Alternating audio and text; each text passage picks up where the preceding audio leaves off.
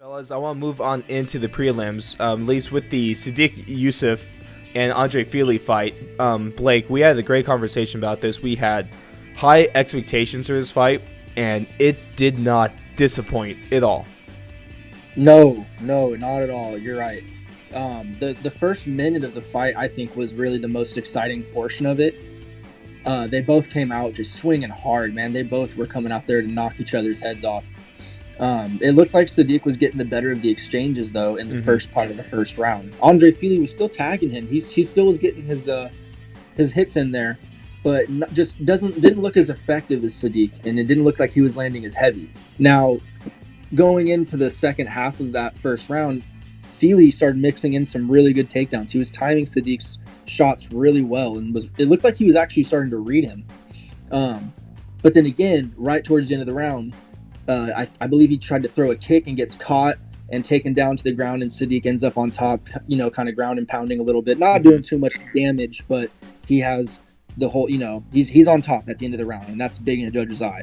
So I kind of gave round one to Sadiq just because of the way it ended, and I felt like it was pretty back and forth, but Sadiq just looked a little bit better.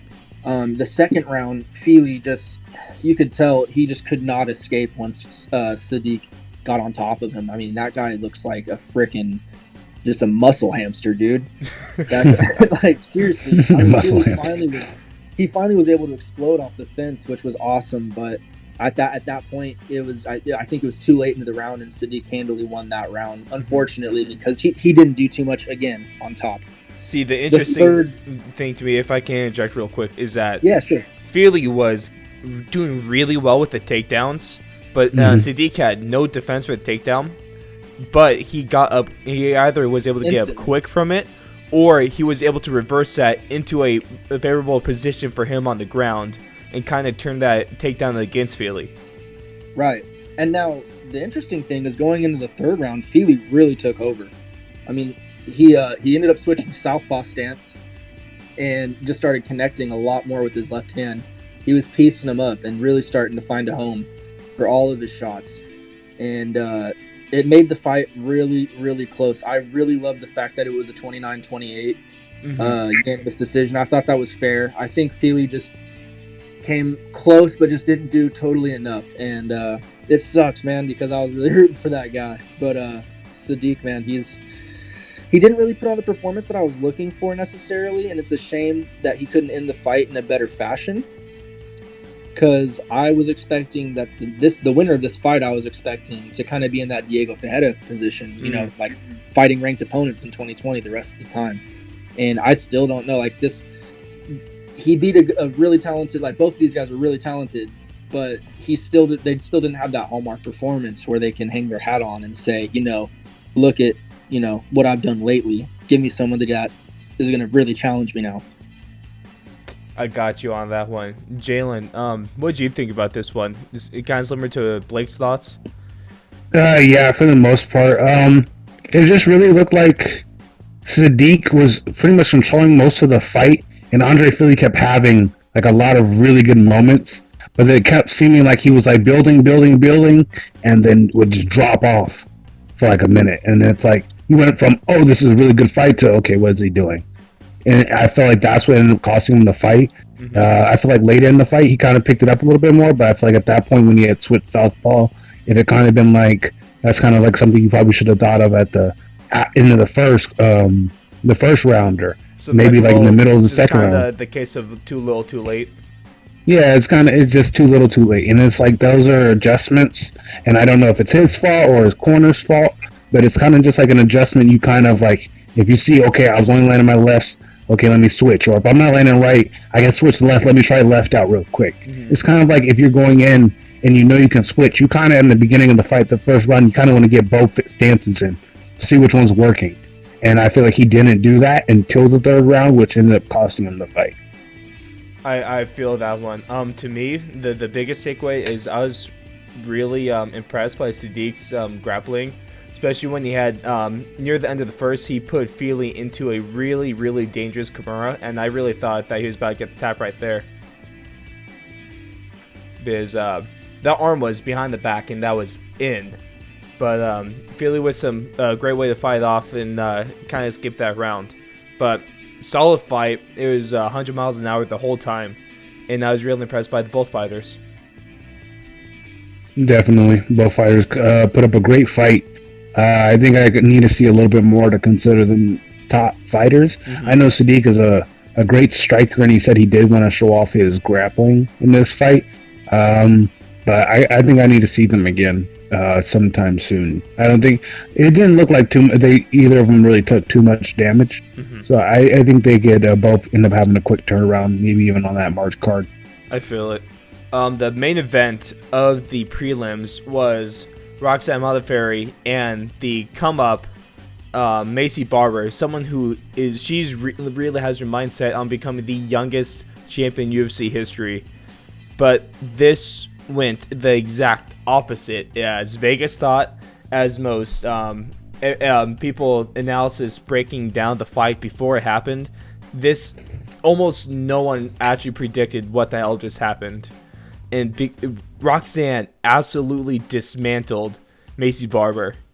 And I was really impressed by Roxanne and really shocked about how well Roxanne did on stand-up and also on the mat as well. What do you guys think of this one? I thought that was easily the most impressive performance of her career. And she's had a really impressive career so far. So that's really, not trying to be a dig at her at all. Mm-hmm. No, that's all out of respect. She doesn't look like a fighter, as everyone is quick to point out, right? So most people are always going to pin her as the underdog, but she did not look like an underdog in that fight. She took the fight to her right away, stunned her like pretty much in the first 10 seconds of the fight with a nice jab. And from that point on in the fight, I mean, Maycee knew that it wasn't going to be easy. The first round, Roxanne dominated, just completely dominated every aspect of that fight. It sucks because the second round, Maycee gets a little tweak in her knee, it looked like, when Roxy got her with another jab. And that was really the only disappointing part of that fight, because you hate to see a fighter get injured, but these things happen, in a contact sport, Yeah, Maycee ended up. It was weird that jab hardly didn't really even contact, but it's just like that little tweak in the knee, and she fell down holding it. And ended up being at that time as a partial tear, but results came back today as a full tear, and that was it kind of put a damper on the fight because it wasn't an evenly matched fight at that point. So, but I don't want that to take away anything from Roxanne. But also, I don't think we should credit this loss too much against Maycee as well. Right. It's kind of a weird place to be in, for both fighters. But Roxy took advantage of the situation, and it's not like she targeted that leg at all, which is I really respect. And she even made a point afterwards to say, I knew that her shit was fucked up and I wasn't going for it, It's not you guys see her tweet? Her leg. Yeah. I did not. Yeah, she tweeted out that she did not target that knee just because it was injured. Mm-hmm. And I respect that. She's a really, really good girl. Mm-hmm. Definitely. She's probably one of the nicest people in the game, damn. Probably in the world, not just the game. In the world. But yeah, no, it was a great fight. I think I would have loved to see the fight without Maycee getting injured. It was kind of of course. I think we freak accident. That one. Yeah, it was kind of like a freak accident. It kind of looked like Modafferi had threw a shot and it barely grazed her, and it looked like she was planting to kind of throw a counter. And it looked like she kind of planted weird, kind of sideways on her foot. Yeah. And you could see her knee kind of buckle. Well, when that happened, I absolutely called that it was an ACL, because it always seems like it's the tiniest little movements of the knee that result in those torn ACLs. It's the weirdest thing. And it's usually a non-contact that ends up causing ACL. Yeah, the ACL is a piece of shit, honestly. On everybody. Yeah, I'm not saying that one. I need mines. I love the ACLs. Yeah, but all in all, I think it's a good fight. I think it's kind of a weird spot, as you said, because it's like you don't want to move Modafferi up too much because she did only beat an injured Macy. Mm-hmm. But at the same time, she deserves it because it was exactly. No matter what. And I like what she said in her post-fight interview. She said she wants to show people she's not like the gatekeeper. Mm-hmm. She's not just here for young talent to fight and try to break their way into the top 10. She wants to go for a title shot too. I think we need to talk about the elbow that Roxanne landed in that second round. She threw that crazily. That was a hard right elbow. It cut open the side of Macy's head, and she was. I'm not even exaggerating. It was just a constant leak of blood from her forehead. And that match, you can see that canvas was caked in blood stains, and it was noticeable the rest of the night. It was definitely. I thought they were going to get a doctor stoppage between rounds. To be honest, it looked that bad. The cut was bad, but it was in a good spot. It wasn't really in a spot that you're gonna continuously get hit in to where it gets worse. It was kind of in a spot where it's gonna be open and bleed. On the side of her head and not really the forehead. Yeah, it kind of looked like it was in the, I believe, top left side of her skull. Almost on the temple. Yeah, almost on the temple, and it wasn't really a spot. Yeah, it wasn't really a spot you get really like hit in unless like a hook and like you're aiming for it. Yeah. So I think that's why we didn't get a doctor stoppage, even though it was a lot of blood. It was kind of like in a spot where it's like, okay, this really isn't going to get worse, and if you could stop the bleeding. All I know, because they did kind of stop the bleeding. Yeah, all I know is that cut was gross. Yeah, no, definitely. But she's a fucking trooper, a fucking warrior to get that type of cut and tear her ACL and keep fighting against somebody who's just like constant pressure. Like it wasn't just somebody who was just standing back. Like it was on her. And there was a couple of times in the fight, in the late second and third round, where I was like, okay, Macy might be able to just take this on the ground real quick.